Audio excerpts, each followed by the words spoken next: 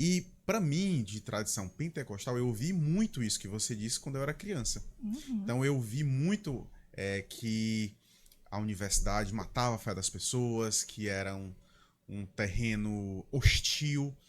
E, inclusive, Ari, uma coisa interessante, eu ouvi algumas vezes de algumas pessoas, nunca dos meus pais, de que um jovem cristão não deveria frequentar a universidade. Olha só que pensamento perigoso, né? Nem tudo na fé é simples, nem tudo na vida é claro. Mas aqui a gente senta, escuta e fala com sentido, porque crer também é pensar. Esse é o povo de Deus. Bem-vindo ao diálogo. Oi, povo de Deus! Estamos aqui começando mais um podcast e hoje estamos com ele, que é professor universitário do IFCE e também doutorando da UFC, Tiago Holanda, para discutirmos um tema que tem muito a ver com você, né, Tiago?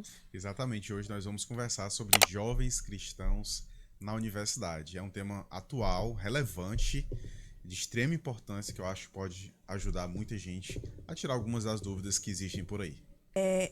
Eu não sei porque, se enquanto católica, ou então porque o meu pai tem formação na área de humanas e tem um pensamento diferente. Não sei. Mas eu nunca fui instruída de que a universidade era um campo perigoso para quem era cristão. Porém, já tive pessoas próximas a mim que já eram da sua religião, né, evangélicos, e eles tinham essa orientação de temer a universidade enquanto cristãos. Por que isso, Tiago? Essa tensão entre a universidade e a fé cristã, ela é uma tensão que existe já há algumas décadas. Parece, às vezes, que são dois terrenos inimigos, parece que são grupos inimigos, né? E eu, particularmente, vou falar um pouco da minha experiência, né? Eu sou de origem pentecostal, é um ramo do protestantismo, é um ramo da Assembleia de Deus. E, para mim, de tradição pentecostal, eu ouvi muito isso que você disse quando eu era criança. Uhum. Então, eu vi muito que a universidade matava a fé das pessoas, que era um terreno hostil. E, inclusive, Ari, uma coisa interessante, eu ouvi algumas vezes de algumas pessoas, nunca dos meus pais, de que um jovem cristão não deveria frequentar a universidade. Olha só que pensamento perigoso, né? Que um Sim. jovem cristão ele não deveria ir para a universidade, porque na universidade ele ia perder a fé. Então, em determinados segmentos do protestantismo, e notoriamente no segmento a qual eu pertenço, que é o segmento pentecostal, a gente ouvia muito esse tipo de coisa. Mudou muito, já mudou bastante, mas ainda existe essa tensão. Por quê? A universidade, que é um ambiente que eu frequento, que eu trabalho e frequento, é um lugar muito rico, né? Para mim, pessoalmente, abriu inúmeras oportunidades, me amadureceu minha visão de mundo, trouxe, enfim, benefícios que eu não posso nem listar aqui porque não daria tempo. Mas também é um ambiente onde você encontra não apenas ciência feita de forma séria, mas você encontra também muitas ideologias. Existem muitos dentro da universidade, muitas pessoas da universidade, que não necessariamente vão estar ali fazendo ciência, mas vão estar propagando ideologias. Tem muita gente séria, mas tem essas pessoas também. Como todo grupo, né, diverso e grande, você vai encontrar pessoas que fazem um trabalho sério e outros que não, né? As igrejas também, nós encontramos dentro das igrejas também. Enfim, e acabou, né, esse ambiente acabou muitas vezes, de fato, sufocando a fé de pessoas. Eu conheço, Thiago, eu conheço pessoas que entraram em ambientes como esse, universidade, que eram cristãos e que nos primeiros semestres já perdeu a sua fé e se tornaram anticristãos em alguns casos, né? Começaram a adotar, aderir, né? Beber de algumas ideologias e acabaram se posicionando contra a fé que antes eles professavam. Então isso é algo que a gente tem que ter Eu diria que isso cuidado. é comum. Acontece. Infelizmente acontece mais do que deveria. Uhum. E a gente fica. Muitos líderes dentro das igrejas, tanto católico quanto protestante, ficam preocupados. Como é que um jovem deve frequentar um ambiente acadêmico sem perder a sua fé? Ingressar no mundo acadêmico, fazer ciência, estudar de forma séria, levar a vida intelectual a sério, sem negar sua fé. Né? Como? Pois é, esse é o grande X da questão. E voltando aí um pouquinho para a questão da relação entre a universidade e a fé cristã, há preconceito de ambos os lados, né? Muita gente dentro das igrejas tem essa visão de que não devemos nos afastar, devemos ficar aqui no nosso canto e às vezes nem frequentar. E existe um preconceito do outro lado. Tem muita gente dentro das universidades que acham que nós que estamos dentro da igreja, seja católica ou evangélica, somos um bando de ignorantes, pessoas que não podem, que não usam a razão, pessoas que não usam o intelecto. E isso é um pensamento muito preconceituoso, né? Eu acho, inclusive, esse podcast aqui é uma excelente oportunidade da gente desmistificar isso. Com certeza. Da gente mostrar que você pode ter fé religiosa e ainda assim manter a sua razão, manter a sua intelectualidade. Né? Eu acho que é uma excelente porta que está se abrindo para provarmos isso. E, enfim, mas nem sempre esse conflito existiu. Né? Se nós formos olhar a história, por exemplo, e aqui eu vou abrir um parênteses, né? Como eu sou um adepto da fé protestante, eu vou enfatizar muito a história relacionada à igreja protestante e à universidade, né? Por conta de ser a minha área de atuação. Né? Se trouxéssemos aqui, por exemplo, uma pessoa que conhecesse mais a história da igreja católica, talvez ela tivesse outras contribuições diferentes para trazer. Mas vamos voltar aí a alguns séculos, né? 1500 e alguma coisa, né? Ali foi o ápice da Reforma Protestante, né? Foi um momento onde a fé protestante surgiu no mundo, né? Nós temos ali em 1517, por exemplo, Lutero afixando 95 teses na Catedral de Wittenberg. E esse momento, né? Esse momento simbolizou o início da Reforma, né? Claro que existe toda uma conjuntura antes disso, não vamos falar sobre isso aqui, mas o que é que eu quero falar? O que é que eu quero dizer com isso? Que a fé protestante ela caminhou de mãos dadas com uma reforma educacional. A reforma protestante não pode ser separada de uma reforma educacional. Eu vou explicar aqui pelo menos 2 motivos que são centrais dentro disso. Um dos princípios da reforma protestante, que nós consideramos um dos princípios da nossa fé até hoje, é o sacerdócio universal de todos os crentes. Ou seja, se eu tenho a fé em Jesus, se eu creio em Jesus, se eu tenho a fé cristã, eu sou um sacerdote. Não no sentido oficial da palavra, eu sou um pastor, um clérigo, não é isso. Significa que eu tenho uma autoridade dada por Deus para não apenas ler a Bíblia, mas também ministrar essa Bíblia para outra pessoa que está precisando. Eu posso pregar aquela palavra, posso falar da palavra de Deus para alguém, eu não posso muitas vezes oficiar os sacramentos, mas eu posso compartilhar a palavra de Deus. Então, de certa forma, eu sou um sacerdote. Mas como é, Ari, que eu vou falar da palavra se eu não conheço? Você entende isso? Como é que eu vou ministrar a palavra para a vida de uma pessoa se eu não conheço a palavra? É uma coisa, foi algo assim muito, muito forte dentro da reforma. Lutero, em algumas cartas que ele escrevia para os príncipes germânicos, ele insistia muito, ele batia muito nessa tecla. Vocês precisam alfabetizar o povo, porque o povo precisa ter acesso à Bíblia. O povo precisa ler a Bíblia. Então, a partir daquele momento, entendeu-se os reformadores, né, Lutero, Calvino, Melanchthon e outros, eles entenderam. Nós precisamos dar educação ao povo. Naquela época, a maioria das pessoas nem eram alfabetizadas. De modo geral, recebiam o que os sacerdotes traziam, Isso, né? muitas vezes em latim, né? Então era aquela participação. Claro que depois, com o tempo, né, a própria igreja mudou isso e nós temos hoje uma igreja completamente diferente daquela época, né? Me refiro à igreja católica. Mas naquela época, o povo não tinha esse acesso direto. E a reforma, eu me refiro ao povo, né? Sim, o povão. O povão, né? Usando essa expressão mais simples. Então, os reformadores entenderam. A gente só vai conseguir levar isso em frente, né? A reforma, se nós dermos educação para o povo. Então, a partir desse momento, a reforma, né, começou a se preocupar com a educação da população e abriram-se universidades, né? Começou a escolarizar a população, começou a alfabetizar as pessoas, exatamente por esse entendimento de que as pessoas precisavam ter acesso à Bíblia. O próprio Lutero, que foi talvez o maior símbolo da reforma, né? Não o único, mas o maior, ele dedicou 3 anos da sua vida, Ari, a traduzir a Bíblia para o alemão. Então, por quê? Porque ele queria que o povo dele tivesse acesso à palavra de Deus. Então, universidades foram criadas, escolas, e o povo então começou a se educar para poder exatamente ter acesso. Um outro princípio da reforma é um princípio que nós conhecemos como sola scriptura, em latim, né? Em português é somente as escrituras. Ou seja, nós protestantes nós temos essa ideia de que as escrituras são a nossa regra de fé. Uhum.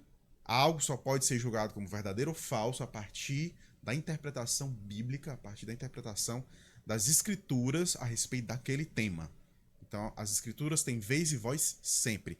Mas como é que nós vamos julgar se nós não conhecemos? Se somente uma parte, né, somente uma caixa, digamos assim, tem acesso a essa palavra. Então, nós precisamos popularizar isso. Não é à toa que a fixação das teses de Lutero foi em 1517. Já em 1527, ou seja, apenas 10 anos depois, numa cidade alemã chamada Marburg, já foi inaugurada a primeira universidade 100% protestante. A primeira universidade inaugurada 100% protestante. Então, já 10 anos depois da reforma, para você ver como foi tudo muito rápido, né? Além das escolas, além de universidades católicas se transformarem em protestantes, porque também houve um momento político em relação a isso, né? Muitos príncipes alemães daquela época pegaram as universidades católicas e transformaram em protestantes. Então, todo esse movimento, ele foi muito benéfico, né? Existem textos, artigos, a semana passada mesmo, eu estava lendo um artigo de um historiador da Universidade de Oxford, depois até nós podemos disponibilizar para os nossos espectadores, um artigo de um historiador da Universidade de Oxford, onde ele documenta o quão importante foi a reforma protestante para a popularização da educação no Ocidente. Os países ocidentais, né, a Europa, aqui as Américas. Hoje todos nós, né, acreditamos que a educação é a chave para uma sociedade bem desenvolvida, né? Você não encontra uma pessoa em sã consciência que vai dizer assim, educação, estudar, isso tem futuro. Não, você não encontra alguém dizendo assim, né? Isso é um conhecimento compartilhado, quase que um consenso de qualquer sociedade do Ocidente. E esse historiador, a tese dele para que nós chegássemos a esse entendimento hoje, a reforma protestante foi um movimento histórico chave, essencial dentro dessa história, dentro dessa perspectiva. Então você pode estar assistindo aqui esse podcast e julgar, né? Mas ele é crente, ele é evangélico, claro que ele vai dizer isso. Não, isso é muitas vezes defendido por pessoas que estudam história, por pessoas que olham o contexto histórico, olham os processos que a igreja, que as universidades aqui no Ocidente passaram e entendem que foi assim que aconteceu, né? Então, o que eu estou querendo dizer com isso? Nem sempre houve essa tensão entre universidade e fé cristã. Muitas das vezes elas andaram de mãos dadas, né? Essas universidades que foram criadas nesse período, elas foram criadas para formar sacerdotes, para formar pastores, teólogos. E aí o que aconteceu? Porque, já que a gente tem aqui um corpo docente tão bom, dando aula de teologia, por que a gente também não abre uma formação em teologia? Aí daqui a pouco, por que a gente não abre aqui uma formação em administração? Claro que o nome não era esse na época, mas por que a gente não começa a treinar pessoas para as carreiras de Estado? Naquela época também marca um período onde vários estados nacionais na Europa, eles se tornaram independentes. Então, o que é que eles precisavam e não tinham? Pessoas treinadas para as carreiras de Estado, ou seja, para o funcionalismo público, eles não tinham. E eles precisavam. Então, por que a gente começa a treinar pessoas para as carreiras de Estado? Por que a gente não começa a treinar pessoas para as carreiras diplomáticas? E aí as universidades começaram a não apenas ter teologia, mas ter carreiras voltadas a negócios, filosofias, as humanidades. Começaram a ter cursos relacionados à lógica, matemática, física. E começou a universidade, como nós conhecemos hoje, começou a criar forma nesse período. Entende? Isso depois foi para os Estados Unidos, né? Nós estamos falando aqui de Europa, mas alguns séculos depois isso foi para os Estados Unidos. E aí talvez algumas universidades que você conheça, os nossos espectadores também, como Harvard, uma das melhores universidades do mundo, Yale também, Princeton e várias outras, surgiram em berço protestante. A católica também tem a sua participação. Essas universidades, que muitas das vezes hoje estão na vanguarda da ciência do mundo, elas nasceram dentro de um contexto religioso. Então, o que é que eu estou querendo dizer com isso? Resumindo, né? Essa tensão nem sempre existiu. Hoje, talvez, exista esse conflito, exista essa desconfiança dessas duas instituições, igreja de um lado, universidade do outro, mas num passado, elas dialogavam. Num passado, elas entendiam, uma entendia o papel da outra, elas trabalhavam em prol uma da outra, né? E, quiçá, um dia a gente possa voltar, né, a ter esse diálogo de forma mais bem estabelecida. Abrindo 2 parênteses aqui, Tiago. Voltando um pouquinho na história, que a Igreja Católica também teve uma grande participação nesse início das universidades, porque as primeiras universidades elas vieram para formar pessoas da Igreja Exatamente. Católica, né? Isso. E outra coisa, outro parêntese que eu acho muito bacana que você falou da Reforma Protestante, você falou em dois pilares da Reforma Protestante. E aí eu não estou fazendo uma crítica à Igreja Católica, tá? Ou entendam como quiser, mas essa parte dessa segunda tese que você falou, que vocês se baseiam muito na palavra, né? E por isso, talvez, né? Talvez não, por isso vocês são muito ensinados a palavra. Eu acho que falta isso um pouquinho na Igreja Católica. A gente tem uma grande formação dos padres, porque os padres eles têm que passar pelo curso de filosofia, pelo curso de teologia e, enfim, pelo seminário inteiro, no mínimo 8 anos para ser padre. Então, a formação de um padre é incontestável. Mas eu não vejo os fiéis serem tão incitados a estudar a Bíblia tanto, sabe? Eu já fui do protestantismo, né? Como eu falei aqui. Sim. E eu vi diferença. Eu vi. Com certeza. Nessa parte. Eu queria compartilhar uma rápida experiência. Alguns anos atrás, eu fui professor de uma universidade católica aqui em Fortaleza.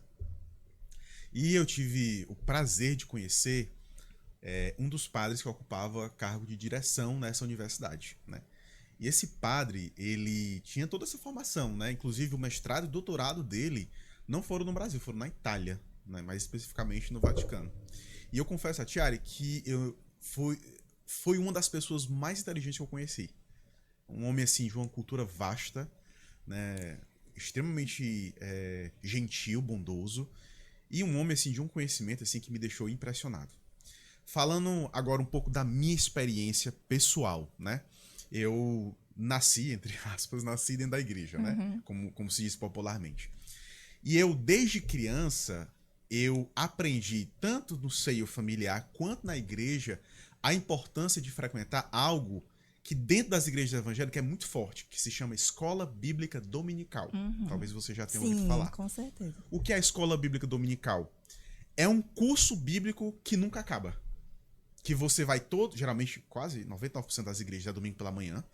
Você vai ali domingo pela manhã para a igreja, você tem ali 1h30 de aula de um tema da Bíblia, muitas vezes ministrado por um professor que é um irmão seu da igreja, um irmão ali da igreja que mais maduro, mais experiente, às vezes tem alguma formação na área, e ele vai estudar aquele tema, vai preparar uma aula dentro da Bíblia.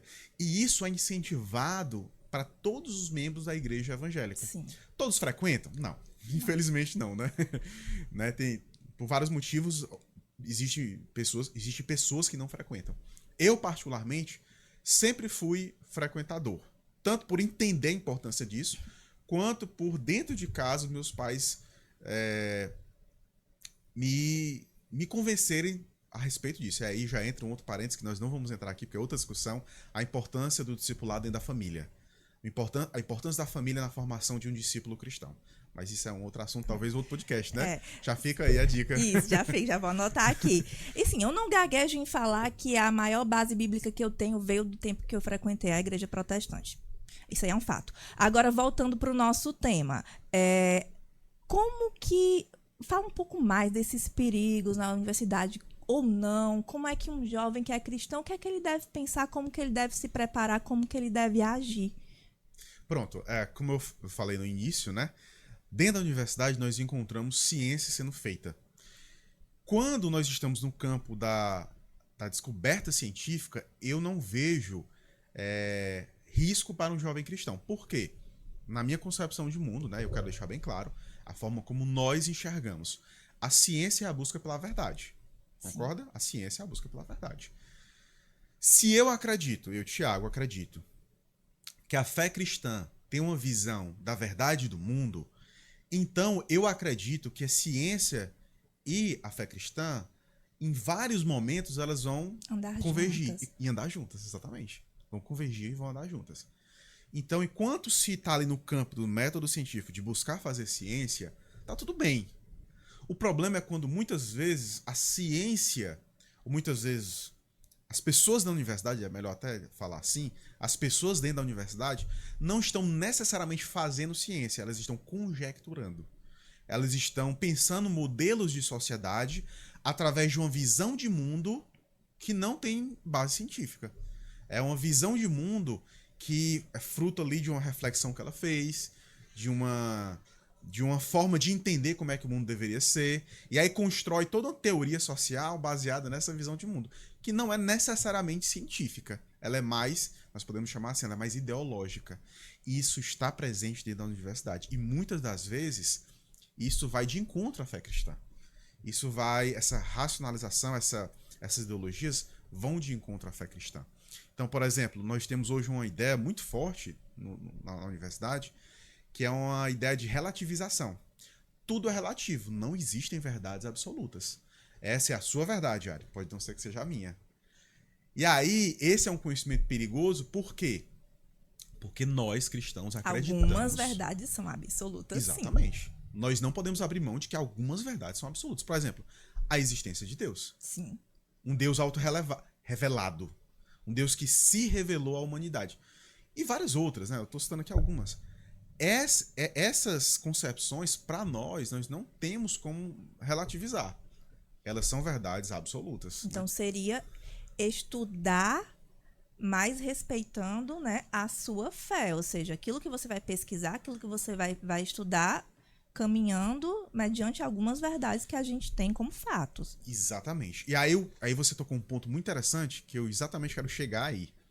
Eu, como um jovem cristão que estou dentro da universidade, eu devo me abster disso? Eu devo me afastar? Eu devo me trancar e não deixar isso chegar aos meus ouvidos? De forma nenhuma. Você precisa entrar em contato com todas as ideias. Você precisa entrar em contato com todos os tipos de conhecimentos. O que você precisa fazer é filtrar aquilo que vai ofender ou não a sua fé. Então, Perfeito. Nós temos que ter esse filtro. E aí, uma coisa que eu ouvi anos atrás, e eu carrego muito comigo, é: o melhor antídoto contra a mentira é a verdade. Para que eu possa filtrar o que eu devo entender como ofensivo ou não à minha fé, o melhor filtro que eu tenho é a palavra de Deus. É ter contato com a Bíblia. A partir do momento que eu conheço que é a Bíblia, nossa maior verdade. que é né? a nossa maior verdade. A partir do momento que eu tenho contato com essa Bíblia, que eu conheço essa Bíblia, toda vez que eu vou ouvir, ou ler, ou estudar algo que vai de encontro à Bíblia, vai acender aquele sinalzinho de alerta dentro da minha cabeça, né? Opa, isso aqui... Não é que eu não vou parar de ler, mas isso aqui eu vou ler com cuidado. Eu vou ter o cuidado, porque pode ser que isso aqui seja uma ideia humana que não corresponde à verdade.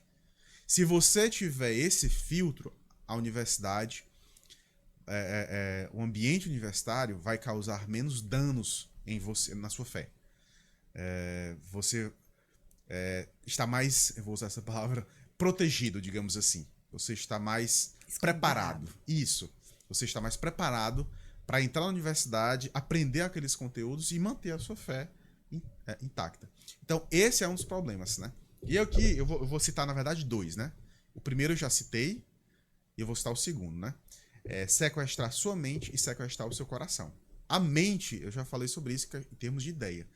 Sequestrar o coração é quando você entra naquele ambiente e muitas das vezes não são as ideias que roubam você, mas são os convites.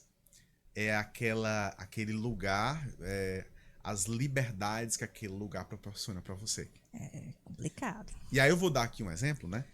Quando eu entrei na universidade, alguns anos atrás, naquelas primeiras semanas eu entendi que era importante eu fazer amizade. Aquelas pessoas iam andar comigo por 4 anos, né? Então, era importante fazer amizade, conhecer as pessoas. Eu ia fazer trabalho com eles em breve, eu ia estar apresentando trabalho com eles, então eu entendi que era importante fazer bons relacionamentos, né? Eu já era cristão. E aí, eu fui fazendo amizades, e nas primeiras semanas, né, toda vez que terminava a aula na sexta-feira, um grupo de rapazes, eles decidiram que eles, depois da aula de sexta, eles iam para um bar, beber, né, encher a cara, e depois eles iam frequentar um ambiente, né, próximo à universidade, que era uma casa de prostituição. Depois, né, de se embriagar, eles iam para lá. Isso não condiz com a minha fé, isso não condiz com a minha ética cristã. E por várias vezes eles me convidavam. E eu, obviamente, não, eu vou para casa, é melhor, muito obrigado, mas não. E aí, um determinado dia, eles entenderam que eu não estava aceitando porque eu era crente, eu era evangélico. E aí um deles soltou essa piadinha assim pra mim. Ele disse assim, o Thiago nunca vai pra essas coisas, o Thiago não tá aproveitando a vida, ele não sabe o que tá perdendo. E ele usou essa expressão, ele não sabe o que tá perdendo. E aí, muito respeitosamente, né, eu virei pra esse meu amigo, que é meu amigo até hoje, e eu olhei pra ele e disse assim, olha, eu não sei o que eu tô perdendo, mas eu sei o que eu tô ganhando. Eu sei o que eu estou ganhando, a aprovação de Deus. Eu sei que eu estou ganhando estar dentro da vontade de Deus. Eu sei que eu estou ganhando agradar a Deus todas as vezes que eu digo não para aquilo que eu sei que não é o que Ele quer para mim. E aí esse meu amigo assim me baixou a cabeça, ficou um pouco constrangido e saiu, né? Aí nunca mais fizeram convite. Por que eu estou dizendo isso, Ari? Porque não são apenas as ideias que podem sequestrar a nossa fé, mas os convites. O nosso coração, ele também pode ser sequestrado. A partir do momento que eu permito que vontades, algumas emoções ou situações acabem me fazendo esquecer de Deus. Eu trabalhei com jovens por muitos anos dentro da igreja. E uma outra dimensão desse problema é a seguinte: o jovem entra na universidade, aí ele começa a receber uma sobrecarga de trabalho. Você sabe como é que é, né? Sim. Tem trabalho, seminário, prova, às vezes tem que escrever artigo, aí tem hora que tem que escrever monografia. Tem hora dentro da universidade que você tá ali e a sua saúde mental tá sendo testada, né? Porque você tá ali sobrecarregado. E às vezes, nesse contexto de vida, o jovem acaba, na melhor das intenções de querer se dedicar, querer tirar uma nota boa, ele começa a entrar tanto nesse mundo que ele esquece, por exemplo, de ir à igreja. De deixar aquilo ali, os livros ali num lugar. Agora eu vou pra igreja, adorar a Deus. Ou então ele tá ali tão sobrecarregado que ele esquece de orar. Tirar um momento ali para orar, falar com Deus. Ele esquece de tirar um momento para ler a Bíblia, para meditar, para alimentar o seu espiritual, que para nós é muito importante, alimentar o espiritual. Então, quando a gente esquece ou a rotina engole isso, é um outro risco que nós temos de acabar sendo engolido por esse frenesi e esquecer de Deus, a nossa fé esfriar. Você sabe, Ari, que a gente está tempo todo sendo desafiado pela rotina. Com certeza. E que nós precisamos, em meio a essa loucura do nosso dia a dia, ter o nosso momento com Deus. Ter um momento de devoção. Ter um momento que você vai... O mundo pode estar desabando, né? Todos os compromissos podem estar cobrando você, mas você vai esquecer isso, você vai colocar isso de lado, você vai entrar no seu quarto, onde você estiver. Por isso também, Thiago, que eu acho muito importante essa questão, por exemplo, desse podcast que eu trouxe aqui para evangelizar dentro do meu trabalho. E aí eu faço isso como comunicadora dessa forma, mas você como professor pode evangelizar também de outra forma, né? Não dentro da sala de aula em si, talvez, porque, enfim, mas nos corredores da faculdade, por exemplo. Isso. Exatamente. E aí entra, Ari, foi muito bom você ter tocado nesse assunto, porque entra uma outra questão da importância de um cristão entrar na universidade. Quando um jovem cristão entra na universidade e ele se prepara, se forma, ele vai ter acesso a ambientes... Que ele pode salvar almas. Que pode salvar almas. Você tá entendendo isso? É muito forte. Então você começa a entrar em ambientes, o primeiro ambiente já é a própria universidade. Você começa a entrar num ambiente onde você vai encontrar muitas vezes jovens que estão ali com sede de ouvir uma verdade. Estão precisando de uma palavra, de um abraço. Né? Eu lembro que eu evangelizei um amigo na época da universidade e ele olhou pra mim, aí eu levei ele pra igreja, né? E ele olhou pra mim e disse assim, isso depois do culto, ele olhou pra mim e disse, cara, eu tô sentindo uma coisa que eu nunca senti antes na minha vida. E eu não sei explicar. E eu olhei pra ele e disse assim, você tá sentindo a presença de Deus. como esse jovem, como esse amigo, ele ia ter essa experiência se do lado dele não tivesse um crente. No caso era eu, mas pode ser qualquer outra pessoa. Então nós precisamos acessar esses ambientes. Não só a universidade, mas depois, quando a gente se formar. Quando a gente se formar, a gente vai ter acesso a empregos, a empresas, a ambientes, ou então a própria universidade, quando você volta para lá como professor, que lá precisa de cristãos. Precisa de pessoas que sejam luz. Ou como diz o Evangelho, precisam de pessoas que sejam sal da terra e luz do mundo. Pessoas que a gente vai olhar e vai dizer assim, essa pessoa é um refúgio para mim. Sabe? Eu acho que hoje, Ari, eu vou até fugir um pouco do tópico. Se eu estiver falando muito, você faz um sinal, tá? Eu acho que hoje nós temos muitas pessoas que sugam a nossa energia. Pessoas que tiram a nossa paz, tiram a nossa tranquilidade, que testam os nossos ânimos, testam a nossa paciência, que nos levam para baixo. Nós precisamos de pessoas que sejam refúgio, que sejam aquele abraço amigo, que sejam aquela pessoa que vai olhar para você, não vai julgar você. Ela vai abrir um sorriso e vai dizer assim, eu te entendo. Vai ser aquela pessoa que vai ouvir todas as suas mazelas e depois vai dizer assim, eu tenho uma palavra para você. Eu tenho um versículo para você. Vai ser aquela pessoa que vai ver você chorando, aí no final vai dizer assim, pô, deixa eu orar por você. É uma pessoa refúgio. E eu muitas das vezes digo para mim mesmo, eu preciso ser essa pessoa. Eu preciso ser um refúgio, aonde eu estiver. Chega, se emocionou. Eu preciso ser esse refúgio. Então, você jovem cristão que está me ouvindo, né? Você que está assistindo e está me ouvindo, seja esse refúgio. E para você ser esse refúgio, você precisa acessar ambientes que só a universidade vai te proporcionar entrar.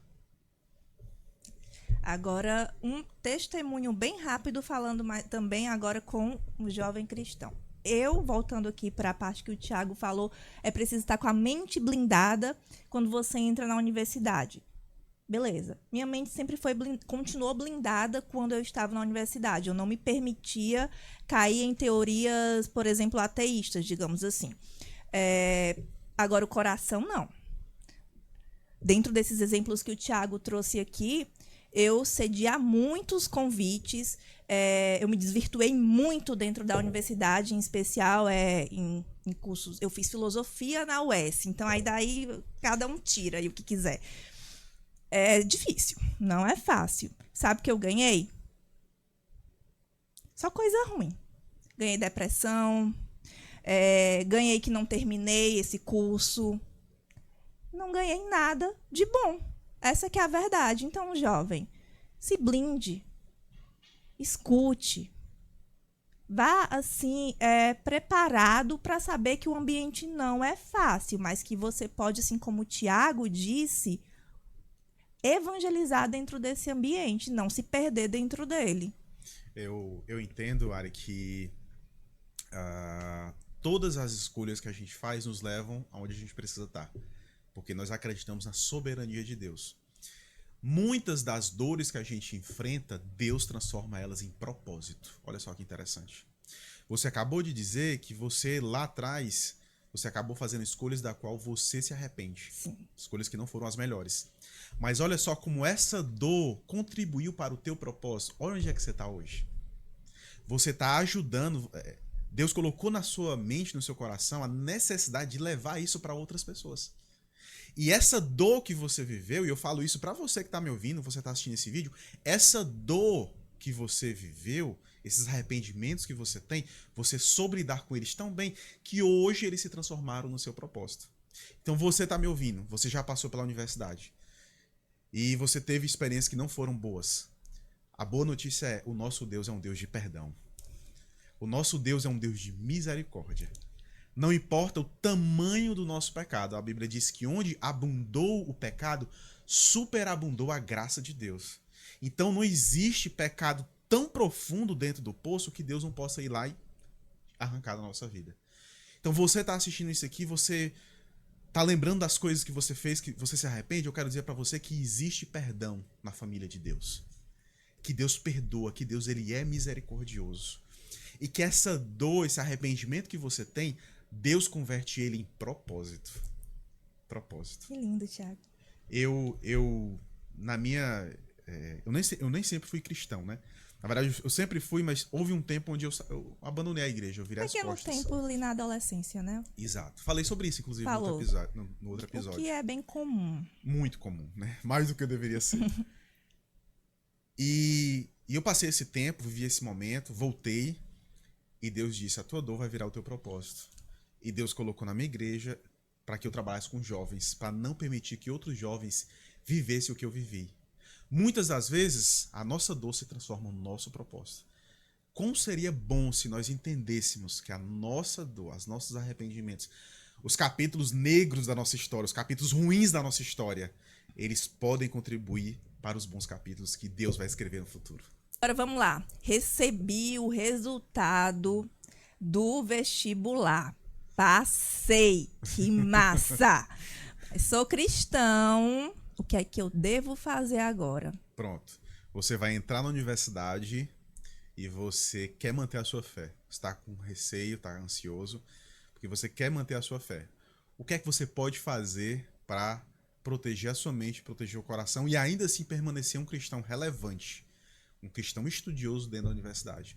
Primeiro, procure grupos de apoio. Hoje, para a glória de Deus, nós temos dentro das universidades, quase todas elas, grupos de apoio, que são movimentos, muitas vezes de estudantes mesmo, que eles se reúnem dentro das universidades para um momento de estudo bíblico, para fazer ali um culto, para um momento de reflexão bíblica, um momento devocional, né? Quando eu estava no mestrado, por exemplo, eu estudei ali no campus do PC, onde tem a engenharia.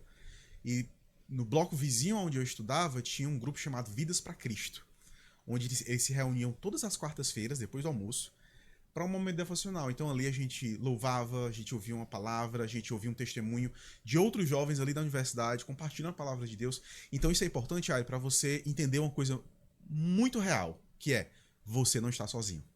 Você não é o único cristão dentro da universidade preocupado com a sua fé. Existem outras pessoas que no momento certo podem ajudar você. Juntos nós ficamos mais fortes. Juntos nós ficamos mais fortes, né? Cristo poderia ter feito tudo que ele fez sozinho, mas ele escolheu Os apóstolos. os apóstolos. E esses apóstolos iam dar origem à igreja, porque Deus entende, Jesus entendia que nada do que a gente faz sozinho. Então nós não podemos caminhar sozinhos. Então existem esses grupos. Aqui no contexto de Fortaleza eu conheço Vidas para Cristo, tem o CRU, né, que é um grupo internacional muito conhecido. Nós temos o GAP. Nós temos vários grupos espalhados dentro das universidades que em momentos específicos da semana se reúnem para esses momentos de adoração a Deus. Esses grupos específicos que você citou são de universidades específicas? Não, eles são espalhados. Né? Por exemplo, eu tenho amigos que fazem parte, eu trabalho no IFCE, então no IFCE Fortaleza nós temos o GAP, que é um grupo que se reúne semanalmente. Eu já tive o privilégio, né, já me convidaram para compartilhar um momento de reflexão bíblica, e eles têm ali reuniões onde eles ficam ali no IFCE, ali no hora de intervalo, e se reúnem. E o GAP tem vários outros lugares, né? Tem, não vou citar aqui o nome das universidades, mas em várias espalhadas nós vamos encontrar. Nós temos que, às vezes, procurar saber qual é o que na nossa universidade a gente vai ter um núcleo, né? E ali tentar se engajar. Mas tem alguém que a pessoa possa procurar? Existem lideranças. Você que está assistindo, você pode procurar no Instagram, né? GAP é GAP. GAP, Vidas para Cristo. Se não me engano, é Cru Campus, o Instagram da Cru. Enfim, grupos que você pode buscar apoio espiritual para a sua fé ali dentro da universidade. Eu acho que uma outra estratégia muito importante, Ari, é você manter em paralelo aos seus estudos acadêmicos, né, em paralelo com os seus estudos da universidade, estudos bíblicos. Então você, por exemplo, manter uma rotina de estudo da palavra, tentar entender um pouco mais de teologia. A gente fala de teologia e todo mundo se assusta, né? Meu Deus, teologia. Todo mundo tem medo, né? Mas não estou falando daquela teologia para você se tornar um teólogo, estou falando daquela teologia de entender o que é Deus, entender o que é a revelação de Deus, entender a verdade de Deus para fortalecer a sua fé. Então eu acho que esse estudo ali, nós temos hoje muita literatura em português disponível, né? Acessível para você poder entender mais e fortalecer a sua fé. Manter, isso que eu vou dizer agora é muito importante, manter a rotina com a sua igreja local. Jovens que estão dentro da universidade, muitas vezes somem das nossas igrejas. Aí a gente vai procurar, né, porque eu tenho prova, porque eu tô ali, cheio de coisa para fazer, aquela coisa da rotina que a gente falou. Cuidado. mantenha uma rotina de igreja. Se for preciso reduzir, reduz, né? Mas não se afasta, jamais. Você não vai conseguir estar na igreja talvez o tempo todo, mas mantenha ali uma programação, não deixe de frequentar os cultos. Se possível, continue frequentando a escola bíblica, né? E sabe um risco muito grande que esses jovens correm, que eles costumam fazer, é dizer como desculpa. Porque quando a gente está se sentindo culpado, a gente às vezes tenta colocar uma desculpinha, né? Exato. Eu não me afastei de Deus, só me afastei um pouquinho da igreja, mas Deus está comigo, eu continuo rezando. Mas, gente, é tão importante a igreja. Isso é tão perigoso, porque a gente, como você disse, a gente usa isso como uma desculpa para justificar, muitas das vezes, a nossa frieza espiritual. A igreja, ela é importante, muito importante. Se ela não fosse importante, por que Jesus deixaria a igreja de presente para nós? Eu considero a igreja para mim um presente. Sim. Então não deixe de frequentar. Talvez diminua o ritmo, tenha ali cuidado, sabedoria ao lidar com a rotina, mas não deixe de frequentar. Porque aquela comunhão com outras pessoas vai abençoar a sua vida. Fortalece. Fortalece a sua fé. Você fortalece os outros, eles te fortalecem, Exato. É uma troca. Eu até digo, Ari, e foi interessante você falar isso, eu costumo dizer que a igreja é um hospital, mas de uma forma muito curiosa, é um hospital diferente. Porque na igreja, todos nós somos, ao mesmo tempo, médicos e pacientes. Nós estamos ali ajudando a curar as pessoas, mas as pessoas estão sendo usadas para nos curar. Então é um hospital diferente, porque ao mesmo tempo todo mundo é médico e paciente ao mesmo tempo. Então a gente está vivendo esse momento. Se eu não tiver nessa comunhão de fé, como é que eu posso fortalecer? Como é que eu posso levantar no momento que eu estiver caído?